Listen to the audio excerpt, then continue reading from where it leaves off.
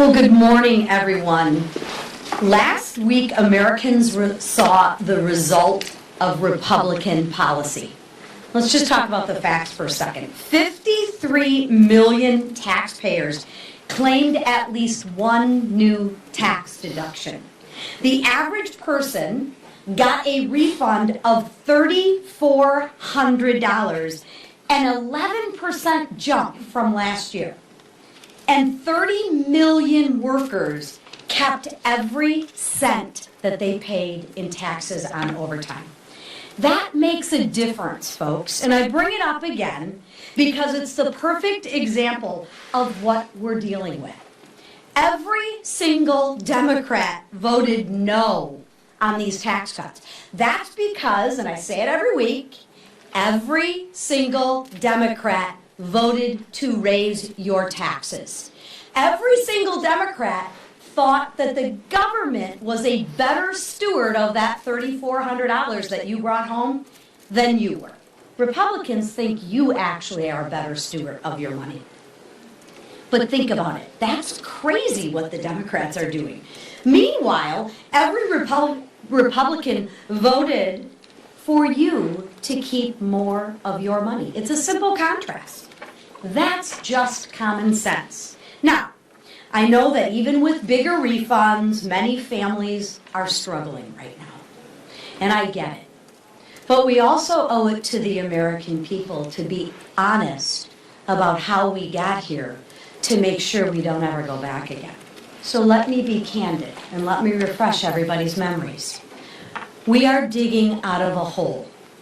The Biden administration killed the Keystone Pipeline when? Day one. Day one, the Biden administration killed the Keystone Pipeline. Then, the Biden administration made it harder to drill, baby, drill. They cut our energy supply. They cut off our permits, and they drained our strategic reserves. That's crazy. From day one, Republicans have been fighting to build America back. America is drilling again. We're opening hundreds of acres of production of American oil, approved nearly 6,000 permits, and set historic records for American exports. That's positive. We should be sharing that. We should be celebrating the positives. I realize that the positive stories don't sell, but we need to tell the truth on truly what's going on. We're filling our reserve and making sure America never has to beg for foreign oil from especially our adversaries. And we're passing legislation, including legislation this week, to scrap burdensome regulations and unlock natural resources. President Trump is fighting right now to make sure the world's leading sponsor of terrorism never gets a nuclear weapon. Because guess what, folks? They tell you they will use their nuclear weapons to kill Americans. And guess what? I actually believe them when they say that. Biden's policies made it harder for America to do that. Period. I'm not passing the buck. I'm giving you the facts. It's crazy that Democrats closed the Keystone Pipeline. It's crazy to rely on our enemies for our oil and our natural gas. And it is crazy to sacrifice our national economic security for woke Green New Deal talking points. So no, energy prices aren't where any of us want them to be. But energy policy is moving in the right direction because Republicans are leading with common sense. Common sense like reopening the Keystone Pipeline. That's common sense. Reinstating drilling permits is common sense. Slashing burdensome red tape is common sense. And you know what? The American people know the difference. So we should focus on a little bit of one, how we got here, and two, what we're doing in a positive fashion to make sure that we never go back. And with that, I'd like to turn it over to our newest member of our conference, Mr. Fuller from Georgia. Welcome. And you'll want to put this up, I'm sure. We only elect people who are tall right now. Sorry, it may take a little bit. So, this is why they recruited me for the basketball game.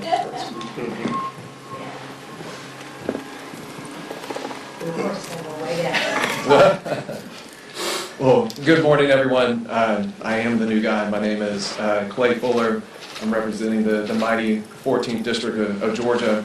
And I grew up in Appalachian communities and rural communities, and for far too long, Washington, D.C. has ignored those communities. It's something that was so eloquently put by our Vice President, J.D. Vance, in Hillbilly Elegy. And those good folks on Main Street and in rural communities in Appalachia, they don't have a lobbyist.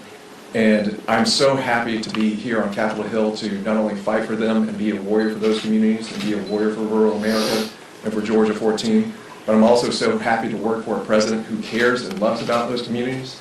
And I'm so honored to be part of a Republican leadership team who cares about those communities and are fighting for those communities with great policy and legislation that they've been putting forth in Congress recently. And so this resolution is to make sure that we understand just exactly what this great leadership team is doing and the Republican conference is putting forward to fight for rural communities and Appalachian communities like mine.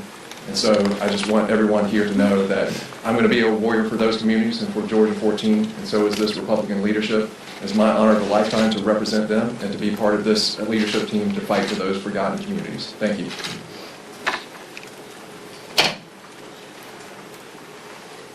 This is actually See, this is perfect. Kind of nice, thank you.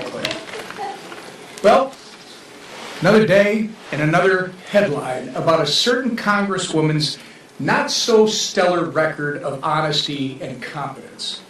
Last year, Ilhan Omar's financial disclosure revealed skyrocketing wealth.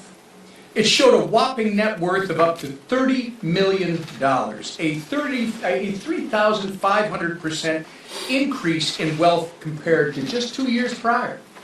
Now she's trying to convince the world that she's actually only worth $95,000. Still quite a jump from 2 years ago, but in an eye-popping revision of her disclosure, Ms. Omar is saying the multi-million-dollar discrepancy was nothing more than an accounting error. In what world is a multi-billion-dollar correction to a person's financial disclosure considered normal? Perhaps this member's accountant, perhaps Ilhan's accountant, is a graduate from the Quality Leering Center. Either way, this about-face shows incompetence at best and a cover-up at worst. But this is just the latest in a long list of head-turning stories relating to this member from Minnesota. Ilhan cannot escape accountability much longer. Investigations are ongoing in House committees. The Trump administration has waged war on fraud. Her ties to convicted Feeding Our Future fraudsters are well documented. And her defense of these criminals who stole billions from hardworking taxpayers makes it very clear where her allegiance stands. Make no mistake, if Ilhan Omar is discovered to have been involved in any or to have benefited in any way from any fraud, she must be held accountable to the fullest extent. And by the way, that includes marriage fraud. I yield to our leader. Thank you, Whip. Yeah, right. Well, it's another week where House Republicans are bringing bills to the floor to make life more affordable for hardworking families. And if you look at some of the bills that we're bringing this week, more bills to cut red tape. I think families all across America know that Washington usually spends a lot of time at a lot of these federal agencies adding mountains of red tape that just jack up the cost of doing everything in their daily lives. And people are fed up with it. The good news is Republicans are doing something about it. we're bringing bills to reform these laws, to cut red tape in Washington. President Trump did that starting day one, signing executive order after executive order to cut some of the mountains of red tape that Joe Biden added, that were adding so much cost to people's lives. If you just go look at the thousands of rules and regulations that Joe Biden added during his 4 years in office, it added an extra $15,000 per household in extra cost for families. Think about that. A family who's struggling is spending an extra $15,000 to pay for Washington red tape. Now, most families think that that is insane and crazy, and it is. The good news is Republicans are doing something about it. Democrats fight us every step of the way, and that's fine. You're going to be able to see more votes on the House floor that show you where people stand when it comes to allowing families to have more money in their pockets. When people filled out their taxes last week, and we're getting on average $3,400 back because of the bill that we passed, they also recognize that every Democrat voted against that bill because every Democrat wanted to take that money away from them. And if Democrats got the majority, they would reverse those tax cuts so that all hardworking families in America would pay more money to Washington for more fraud. That's what Democrats want. They want to be able to grow the size of government, letting billions being stolen by their friends. And then when we bring anti-fraud measures, they fight that too. But if you look at the bills we're bringing, the Fire Act, for example, allows people to manage forests again so that you don't have wildfires that burn down communities. It's insane that some of the fires that we've seen that have burned communities all across this country were completely preventable, except red tape, primarily out of Washington, stops local communities from managing their own forests. Let's prevent wildfires. The Fire Act allows that to happen.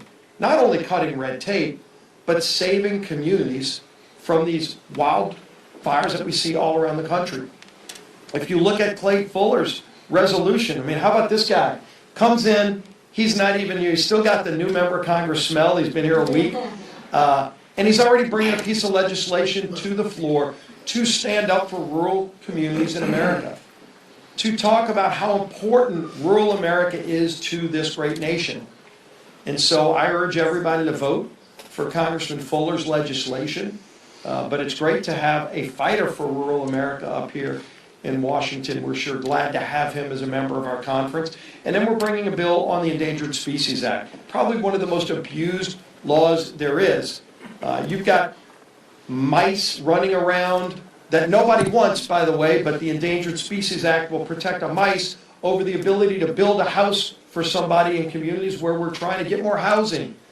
They'll find things that never even existed. Somebody says they saw some bird flying around a property, and next thing you know, you can't build a house, you can't build a road, you can't build a bridge because of some of these laws being abused over and over again, not to protect species, but to block the ability for us to build things in America. And by the way, abuses of laws like the Endangered Species Act are some of the things that drive up costs on people. You want to bring down affordability? Cut the red tape in Washington. Stop the abuses of some of these laws that are out there, not to protect species, but to allow radical environmentalist groups to go file lawsuits against developments in America so you can't build housing anymore. We're going to open that up again and actually bring common sense back to Washington. It's encouraging and refreshing to see that common sense coming back. We need more of it. We're going to continue delivering with this Republican majority. And our speaker, who is at the forefront of leading that effort, Mike Johnson. Thank you, Mr. Leader. Good morning to everybody. Glad to be back. It's another busy week for House Republicans. I want to thank our new colleague Clay for speaking with you this morning, brand new, and came in with a lot already on the plate. One of your outlets, I can't remember where I read it, but one of you very smartly noted it's a fuller house now with Clay Fuller, so it is. We're happy to have him. We have 5 bills on the floor this week. You heard a little bit about it. I just want to make a couple of additional comments about what we're doing here because it's important. All of these things have one thing in common. They're going to streamline permitting and reduce the regulatory burdens on American builders and farmers and innovators and energy producers, and that's what we're all talking about this morning. We're going to pass 2 pieces of legislation that are going to build specifically on President Trump's work to restore America's energy dominance. The Reliable Federal Infrastructure Act rolls back an outdated and inefficient green energy mandate on federal buildings and military installations, which will allow agencies to pursue efficient, cost-effective energy solutions that meet their needs. What a concept. The second one, the HEATS Act, is going to help unlock American geothermal production. This is reliable, renewable energy that has huge potential for diversifying America's energy supply. This legislation will remove unnecessary permitting hurdles and help deliver on Republicans' commitment to an all-the-above approach to affordable American energy. This is a big thing. I mean, the production of American energy is now directly related to national security. The demand for energy is rising dramatically because of AI and all of these other necessities that we have in the economy, and we've got to provide for it. So it's an all the above, and that's what this legislation reflects.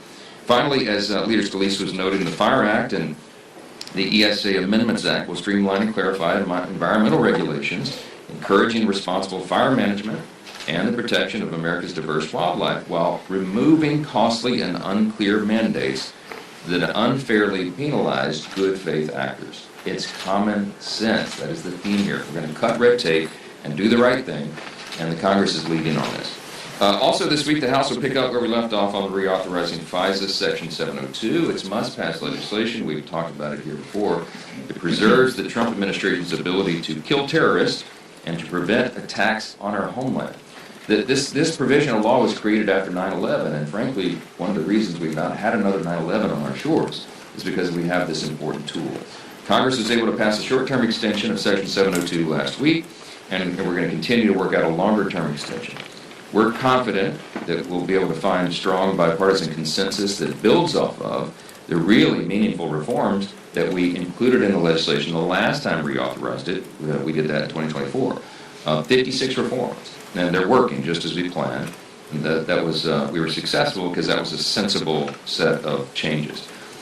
Countries like Russia and China are waging new forms of cyber and intelligence warfare. And of course, as Iran and its proxies threaten the U.S. and our allies, it just bears repeating that this is no time to degrade in any way our ability to protect the homeland and our people. And this is an essential piece of that, an essential component, and failure on it is just simply not an option. With regard to the continued shutdown of Homeland Security, it's shameful.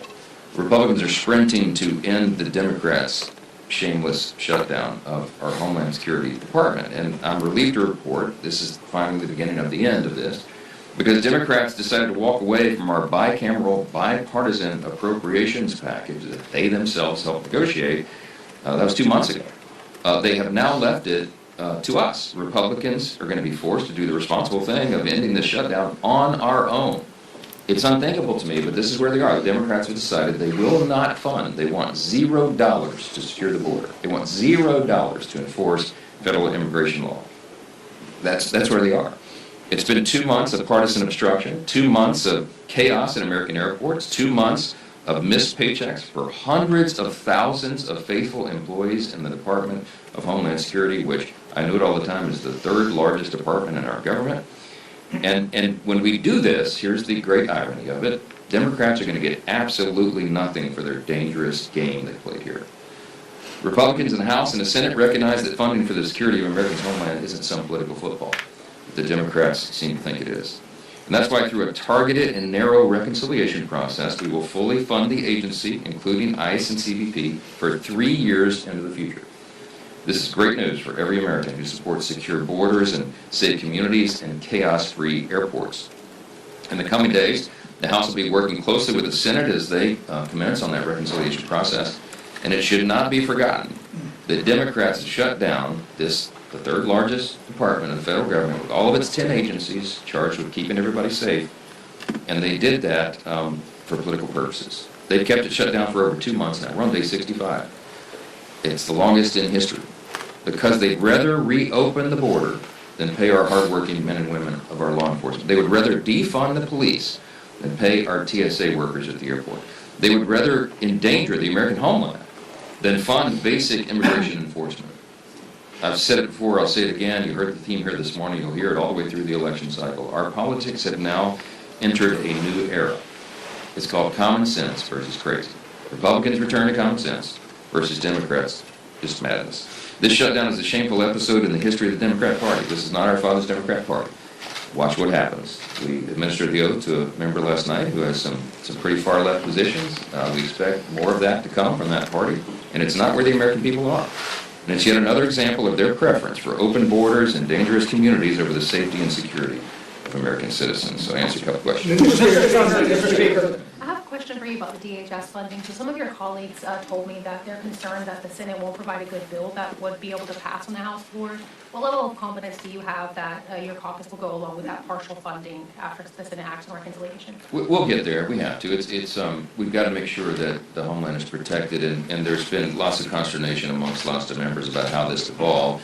It's not the fault of the Republican Party, it's the fault of Democrats because they decided to break off, again, after, remember, they helped negotiate the bipartisan, bicameral Homeland bill, and they decided for political purposes they would pull off ICE and CBP, immigration enforcement and border. And you can't do that. You can't isolate and have the orphan agencies of the department. You've got to fund it all.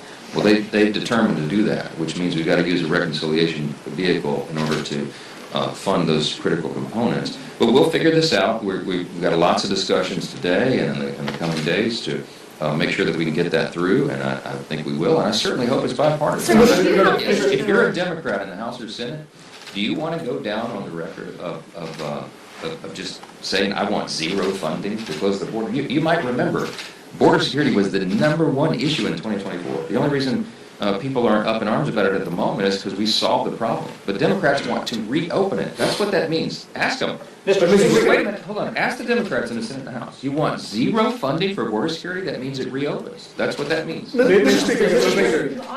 that bill, I mean, take your point on the bill, but the White House is paying DHS employees right now, but Roosevelt and the administration have warned they're going to run out of money for that. So is there any chance of passing that bulk of DHS bill before reconciliation if there seems to be progress on that to avoid another lapse and to get most of the department running? The sequencing is important. We've got to make sure that we don't isolate and, as I say, make an orphan out of key agencies of the department. And there's some concern on our side that if you do the bulk of the department first before that, then they could be left out. We can't allow for that. So we're working through that. The sequencing is important, and the language of the legislation is important as always, and we'll get there. Just take it. Mr. Speaker, thank you, Mr. Speaker. Do you have faith in the House Ethics Committee? It's really the only avenue that members can police one another up here on Capitol Hill, yet there are still reports of misconduct, reports of inappropriate relationships, and there have been investigations that have been ongoing for months with no resolution in sight. Do you have faith in the committee? Yeah, let me say this about the House Ethics Committee. This has been, this committee and this cycle and the last cycle, I mean, this has been, the last two Congresses have been very busy for the Ethics Committee. We live in an age, look, let me just back up. There's always been untoward activity among political figures. I mean, going back to time immemorial, right? There's always been marital infidelity. There's always been despicable behavior. It occurs to us that it may not have always been exposed and as transparent as it is today because of the very active, press corps and 24-hour news cycle and smartphones and everything being recorded. And so what that means is the House Ethics Committee is an essential component of this institution. They keep the faith in the institution by policing their own members, and when allegations are made against members of Congress, they take it very seriously. There's a number of deliberate steps that are taken where due process is provided. Now, you can't just take action against a member based on allegations. There's got to be some element of due process, and it's an important part of our constitutional system and traditions. And so our ability to do that in the House is governed by the bipartisan House Ethics Committee. You cannot take a step forward against a member unless there is a bipartisan vote. There's lots of safeguards in there for the due process. Sometimes it takes a long time. I'll note this with Sheriff McCormick, for example, who will have her effectively her sentencing phase of her of that process today.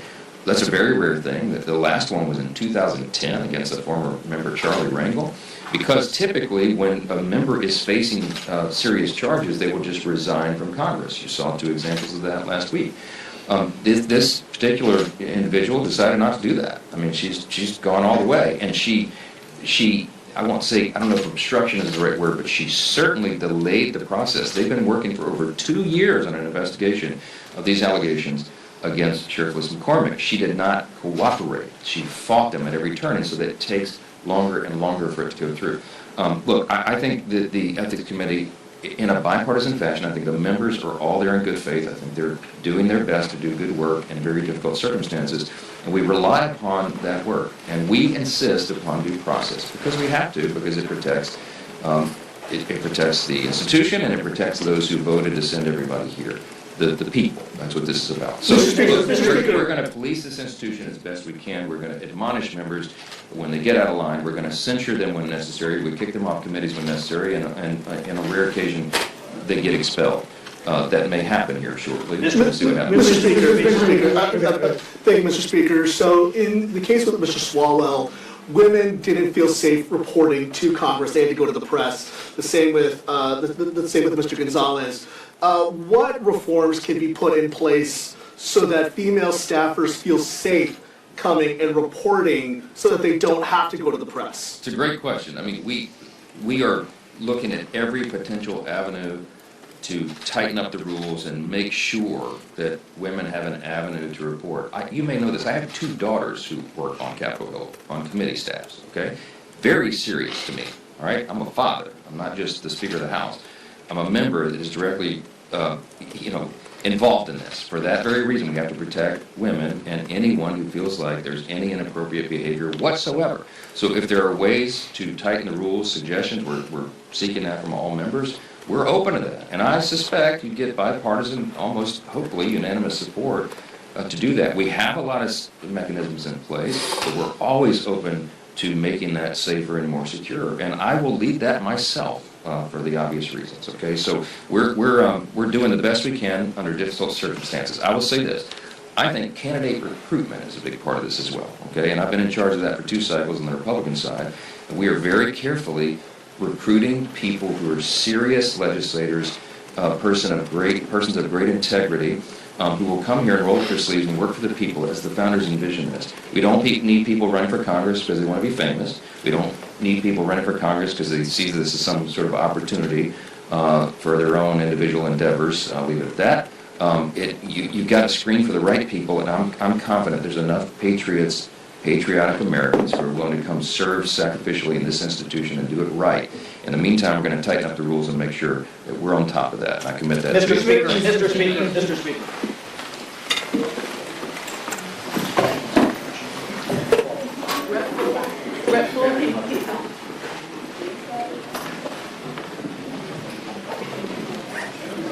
I didn't give him too long a time. I didn't realize it was done on the house.